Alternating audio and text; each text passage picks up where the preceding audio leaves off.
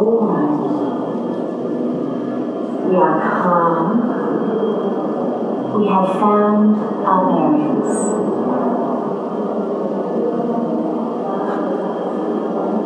Follow me.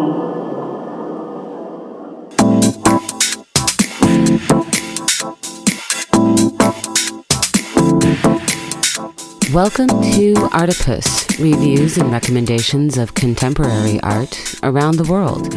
This week, Artipoeus visits No, It Is, the work of William Kentridge at the Martin-Gropius-Bau House in Berlin.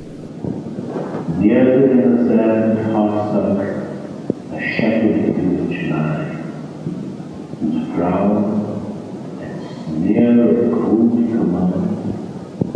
I hate guided tours. I really do. I hate being told where to go, what to see, how to see it, what's important, what isn't. I hate being told what to do. I have a little problem with authority. I'm just a rebo. So when the imposing security guard at the entrance to the William Kentridge exhibit at Martin-Gropius-Bau House in Berlin told me the tour would start in a few minutes, I just kind of simpered at him. "That's okay," I said, and was about to shrug it off, but the placard for the tour caught my eye. Guided tour for soprano with handbag. That sounds like a tour I might want to take.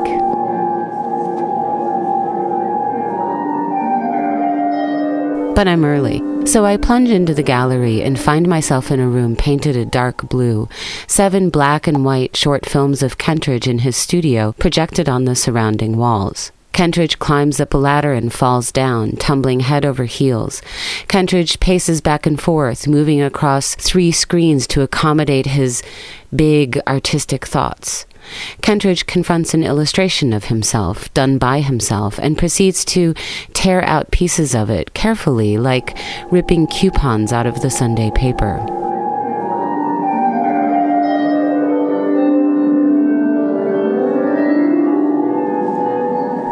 Kentridge is always center stage in these films, and somehow it feels like he fills up the room, too.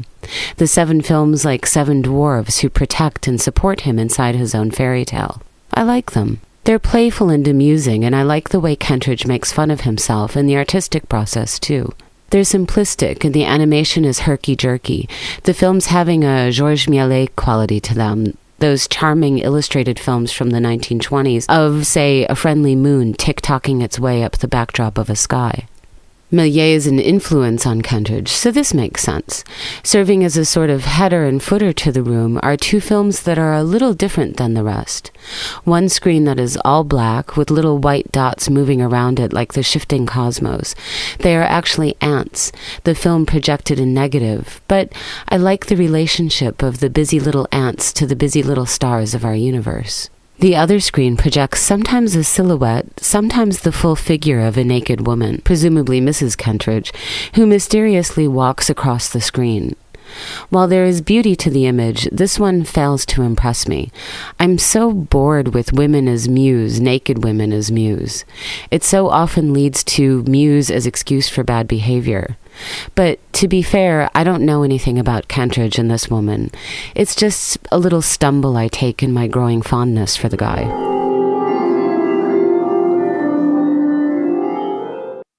The room is filling up with people ready for the tour. We're all milling about.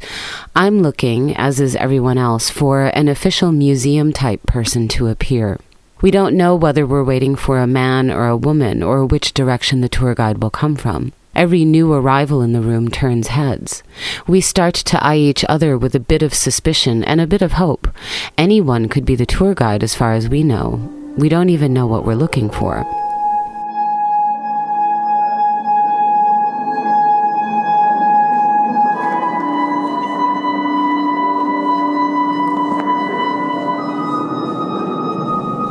A woman with jet black hair and a very precise bowl cut and wearing a white lab coat marches into the room.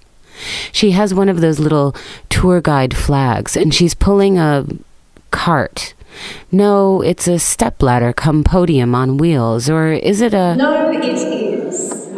This is the name of the other one. Welcome. I fall immediately in love.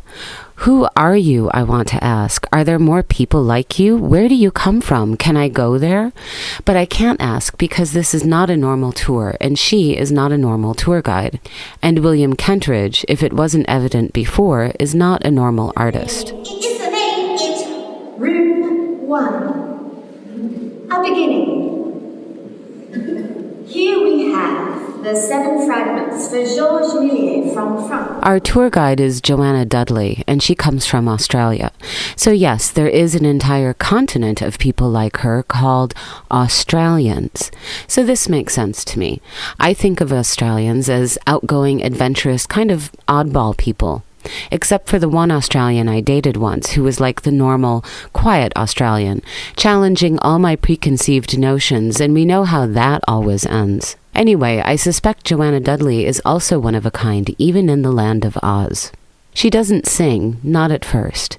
She speaks, but she speaks as though someone hasn't got the sound equipment quite worked out, speeding up, slowing down, skipping on a groove, even scratching. She points out the obvious, she talks nonsense, she welcomes us both robotically and somehow warmly too, and then she says, and so we do, on to room 2. Our tour guide sets up her perch once again, mounts it, and begins. The plate is stoked with a and we wipe the plate with a soft flesh of the palm of our hand.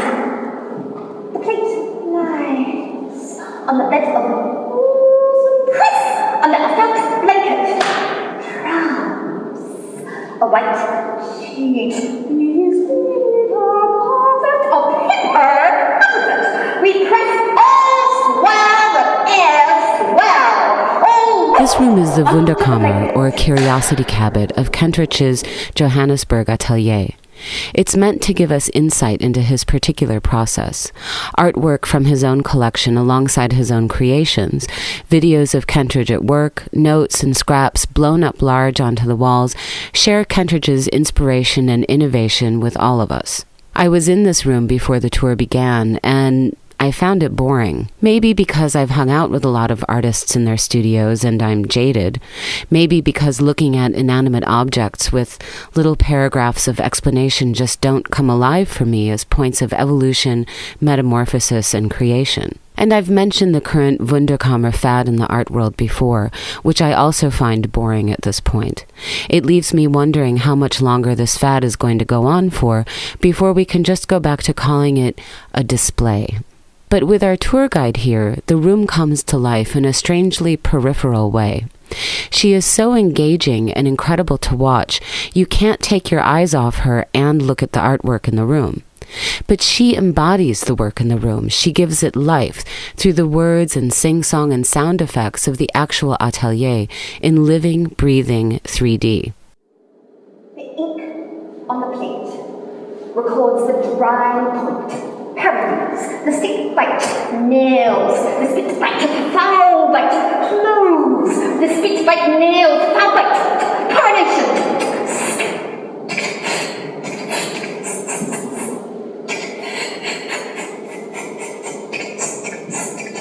This is the erotics of the studio.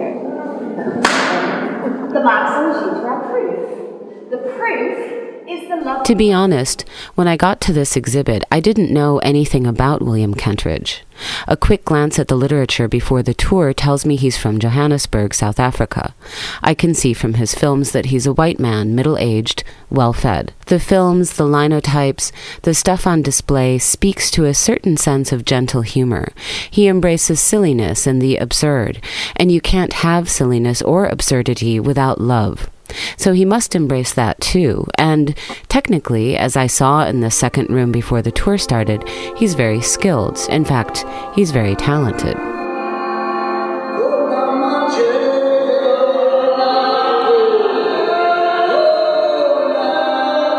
In fact, he's more than an artist. Kentridge is a polymath whose work incorporates his education in politics and African studies, fine arts, mime, theater, and music. While he works in almost every medium, from sketching to sculpture, he is best known for his prints, drawings, and animated films. His output is immense and non-stop. His prints, linotypes, and even his films veer toward the black and white, curious from a place whose indigenous art is so colorful.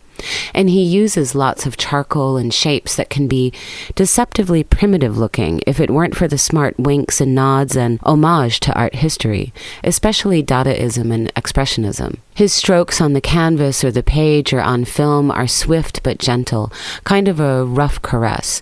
There is always a quality of movement, of change, of the immaterial. To put it in Northern Hemisphere terms, it's as if Jean-Michel Basquiat had partied with Max Ernst instead of Andy Warhol. Adding the guided tour for soprano with handbag almost seems like a gimmick, and there is so much gimmickry in art lately that you half expect it anyway. But I said almost.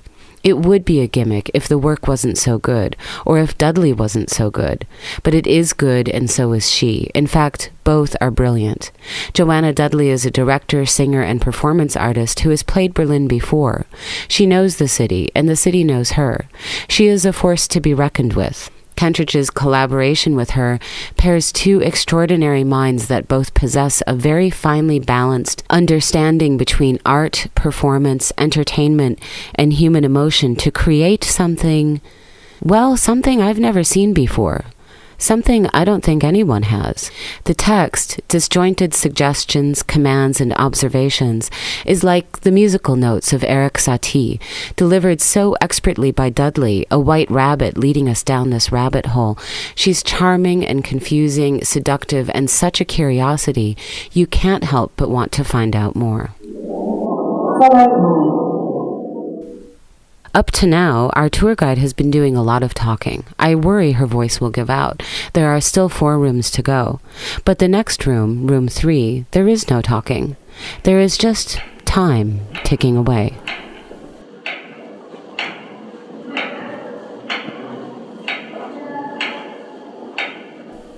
Kentridge's black and white charcoal films play silently here.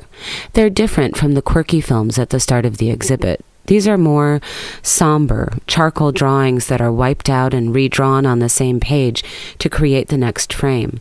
Simple stories, literally infused with traces of what came before, that gives them a very tangible, very human poignancy.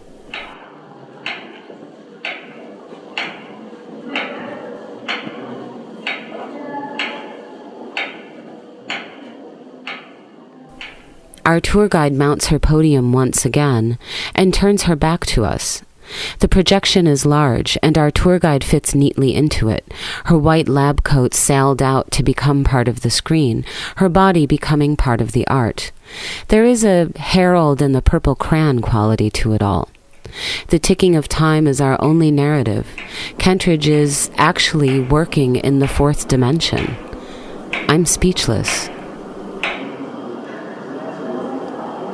All right. We are calm. We have found our bearings.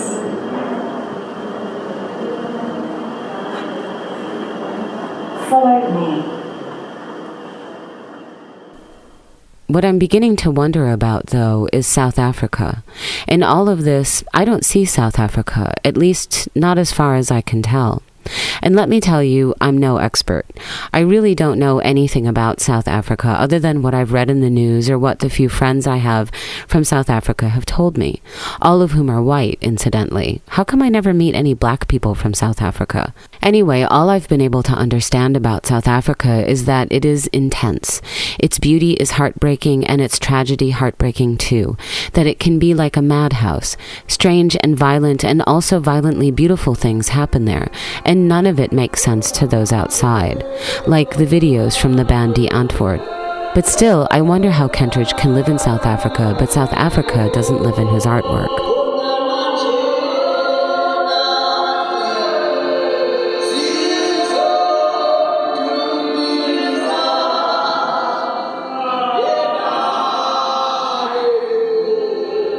In room 4, a giant film is displayed all across the wall, like a moving frieze. It is Kentridge's charcoal drawings again, a barren landscape moved only by a wintry wind. Our tour guide whistles.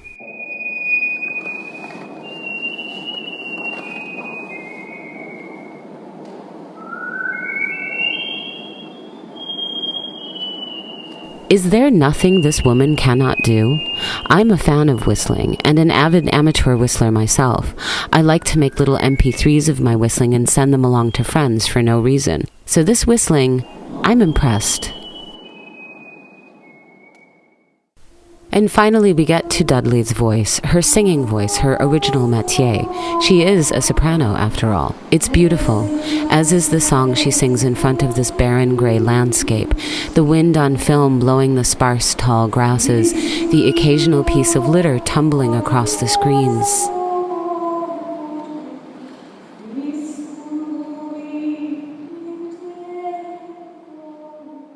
And bringing with it, as I pick up in the corner of my eye, a dancing figure who comes in from the far right and dances and turns and whirls a silent, lonely dance across the vast expanse of screen and disappears again on the left side.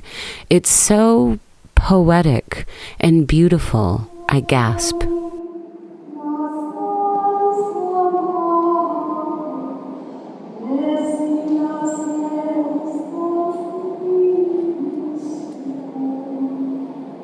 But that dancing figure, an actor filmed and then darkened by Kentridge's pen, so the figure looks almost like a shadow puppet with only suggestions of 3 dimensions, flashes of gold or red here and there as the dancing figure turns. That dancer was only a harbinger, because now here comes a procession, creeping out of the shadows on the far left of the screen. A funeral, it looks like, and here I begin to see something that references South Africa, or at least my preconceived notions of it.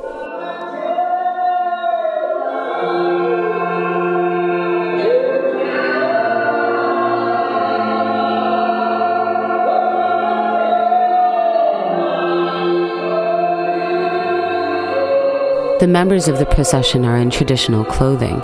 The procession itself, a form of funeral begun in South Africa and modernized in New Orleans. They pull and dance and stumble and play back across that landscape, and it is both wonderful and very, very sad. And now I think I begin to understand what lies in the heart of Kentridge. The piece is called More Sweetly Play the Dance, referring to a poem by Paul Celan that says, "Play death more sweetly, death is a master from Deutschland," as though the heart of darkness is not just in Africa, but can be found everywhere else too.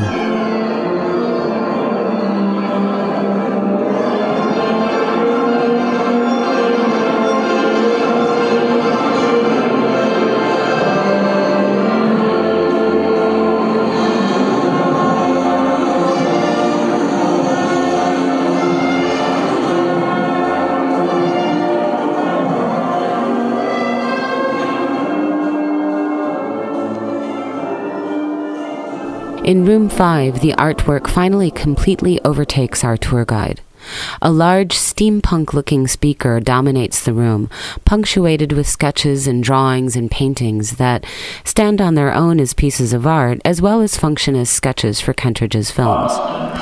The speaker comes to life, takes over the guided tour, in fact, kind of bullies our tour guide into silence, and chants at us what to see. Our tour guide stands on her podium and unbuttons her lab coat, displaying her body.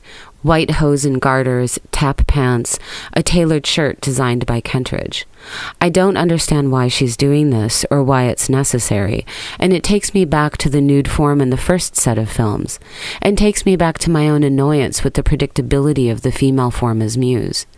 The giant loudspeaker, the male voice talking over our guide until she is forced into silence, all feels like oppression, reeks of authority to me, and my natural instinct is to reject it. I'm relieved to leave this room. In the middle of the final room is a behemoth of a machine that strikes me as Kafkaesque, but the literature tells me it is actually inspired by Dickens. And that's an interesting question, isn't it? Are we living in Kafkian times or Dickensian? Or both? The processions from the previous room continue across the walls, but morph here into something ominous, sick. From a jubilant dance celebrating life to a trudge of slavery and abuse and exploitation and funk. That's what I said. That's not what I said. Room 1, 2, room 1, 2. If I could,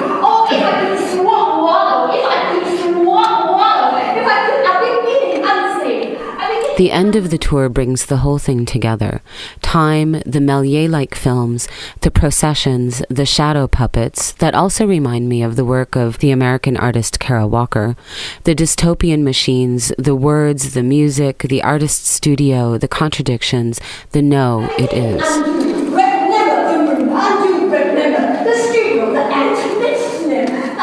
Going back through the exhibit, now without the guided tour, there is time to look more deeply into all of Kentridge's work, and now I see South Africa, the same South Africa of Die Antwoord, of My Friends Who Left, of Kentridge, a third-generation Lithuanian Jew who is a minority among minorities, which gives him a unique vantage point to document his world, not outside, not in, but hovering around like a satellite or one of Georges Méliès's moons.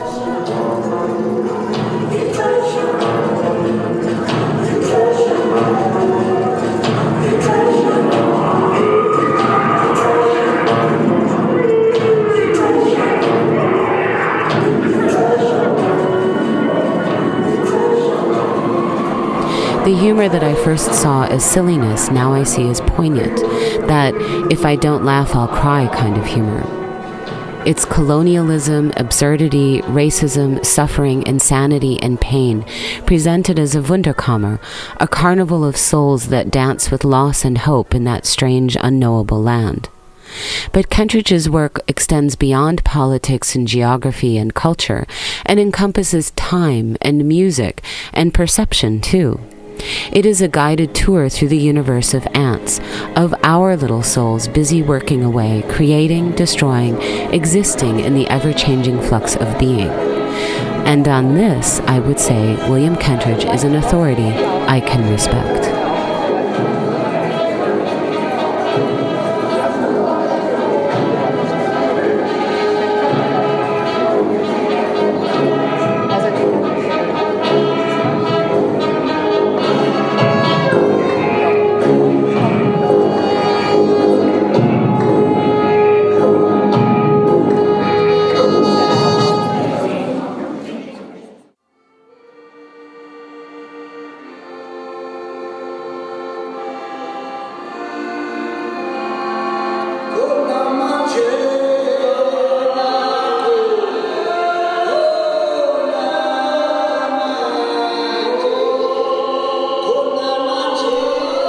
A guided tour of the exhibition for Soprano with Handbag with Joanna Dudley is only available until the 16th of July.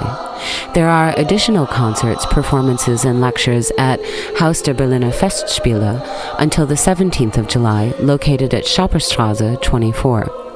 And the entire exhibit, No It Is on view until the 21st of August at Martin-Gropius-Bau Haus, Niederkirchnerstraße 7 in Berlin. Can't get to Berlin this summer? You can still experience the world of William Kentridge online. Tune in to Icono TV, the all-art TV channel, on Monday, July 11th, for a 24-hour special streaming all 17 of Kentridge's original video works. To access Icono TV's on-demand and free online streaming, visit Icono, IKONO.TV. Don't miss it. The William Kentridge 24-hour special starts on Monday, July 11th at 6 p.m. Central European Time, only on Icono TV. Find out what artists and exhibits I'm loving lately. Now you can follow Artipoeus on Glarify, the interactive global mapping tool that lets you locate artist studios, openings, and exhibits around the world. Become part of your local art scene everywhere you go. It's free. Glarify is an official partner of Artipoeus. Visit glarify.com. You can find Artipoeus on SoundCloud and iTunes, WRP in Paris, and indieBerlin in Berlin. And you can see photos and read transcripts of this episode and more at artipoeus.com.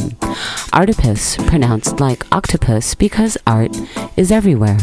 That's all for Artipoeus this week. I'm Susie Kahlich. See you around town.